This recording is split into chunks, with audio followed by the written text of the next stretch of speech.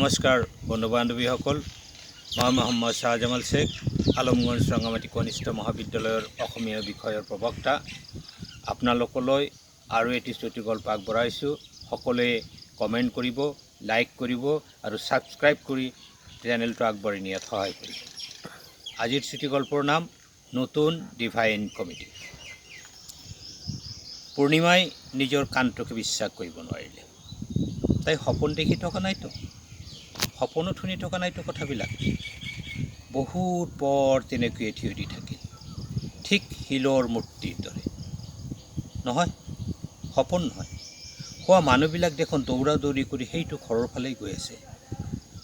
পৰি গ'ল তাই।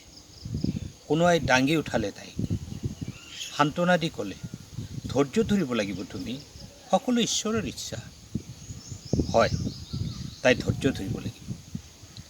এইচএছ পাছ কৰি আজি 3 বছৰৰ পৰা তাই ধৈৰ্যই ধৰি আহিছে। প্ৰদীপে সদায়ে ধৈৰ্য ধৰাৰ কথাকে কৈ আহিছে। প্ৰদীপৰ খঙাল ডিএছপি দেউতাকৰ ধমকি আৰু নিজ পিতৃয়ে বাধ্যত পৰি বেৰি দিয়া শাসনৰ পাকজৰিডাল ছিঙিব নোৱাৰা বাবেই ইচ্ছা থকা সত্ত্বেও ডিগ্ৰীত ভৰ্তি নোহোৱাকৈ কেৱল ধৈৰ্য ধৰি আহিছে। আৰু ধৈৰ্য ধৰিব তাই, এক দীঘলীয়া ধৈৰ্য। প্ৰদীপে সদায়ে কৈছিল, ধৈৰ্য ধৰা, সকলো ঠিক হৈ যাব। মই দেউতাক বুজাম। মাক কৈছোঁ, মই আৰু মোৰ হৈ থকা নাই। মোৰ সমস্ত সত্তা পূৰ্ণিমাতে বিলীন হৈছে। পূৰ্ণিমা ভিন্ন, প্ৰদীপ অন্ধকাৰ। তাইক নাপালে মোৰ জীৱন বৃথা। মায়ে বুজি পায় কথাবিলাক। দেউতাক মায়ে বুজাব বুলি গাত লৈছে।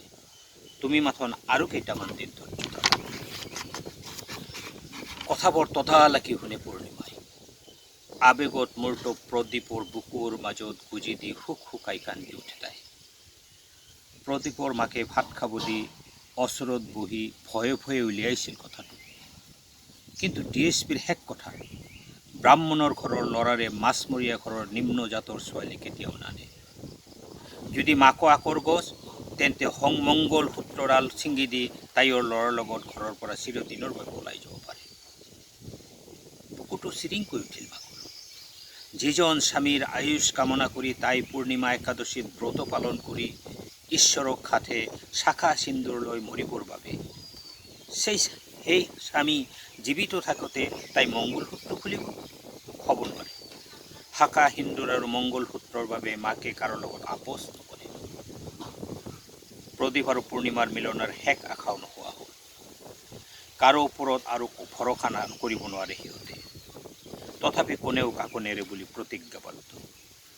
ডিএছপিয়ে বাৰে বাৰে ধমকি দি আছে মাছমৰীয়া। ছোৱালী বেলেগত বিয়া দিব লাগে, নহ'লে উঠাই নি বিহাৰত গৈ বিক্ৰী কৰিব। তথাপি বিয়া হোৱা নাই। দৰা নহয়।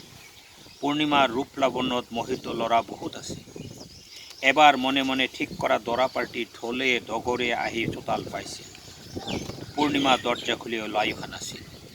বহু চেষ্টাৰ মূৰত দৰজা ভাঙি ঘৰত সোমাই পিতৃয়ে মুমূৰ্ষ অৱস্থাত উদ্ধাৰ কৰিছিল পূৰ্ণিমাক। জ্ঞান পাই হেহাই পূৰ্ণিমাই মাথো কৈছিল, কিয় মোক বচলা পিতা? বি খাই মৰি যাব নিদিলা কিয়? মোৰ কাৰণে তোমাৰ ইমান লাঞ্ছনা? দৰাপক্ষক ঘূৰাই পঠাই পিতৃয়ে প্ৰতিজ্ঞা কৰিছিল তাইৰ ইচ্ছাৰ বিৰুদ্ধে কোনো পদক্ষেপ নলয়। যাৰ কাৰণে পূৰ্ণিমাই ইমান কৰিলে, যাৰ কাৰণে আজি অত বছৰৰ পৰা ধৈৰ্য ধৰি আহিছে তাই, সেই প্ৰদীপে তাইৰ কথা নাভাবি বুকুৰ চুৰি লৈ আত্মহত্যা কৰিলে? নাই, তাই আত্মহত্যা নকৰে। ধৈৰ্য ধৰিব তাই, প্ৰতিবাদ ল'ব সমাজৰ উচ্চ নিজ ভেদাভেদৰ। প্ৰদীপৰ সংসাৰ কৰিব তাই 7 জনমৰ বাবে প্ৰদীপ।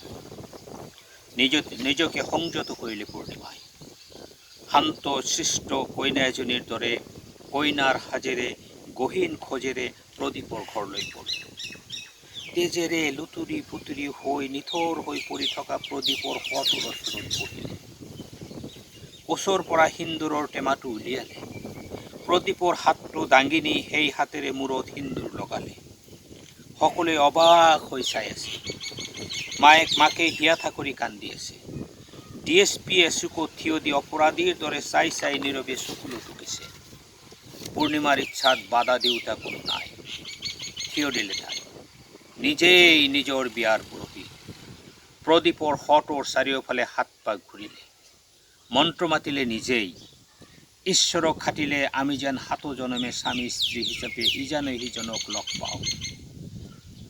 নিজে ৰচা শাস্ত্ৰৰ বিধান মতে বিয়া কাৰ্য সম্পূৰ্ণ কৰি হাতৰ খাৰু খুলি শিৰৰ সিন্দুৰ মুচি বিধোৱা হ'ল।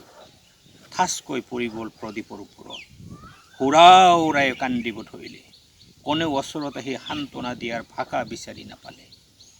DSPয়ে মাথো ক'লে, বোৱাৰীক কান্দিব দিয়া, পাৰে মানে কান্দিব দিয়া তাই, নহ'লে পাগলী হ'ব তাই। ধন্যবাদ।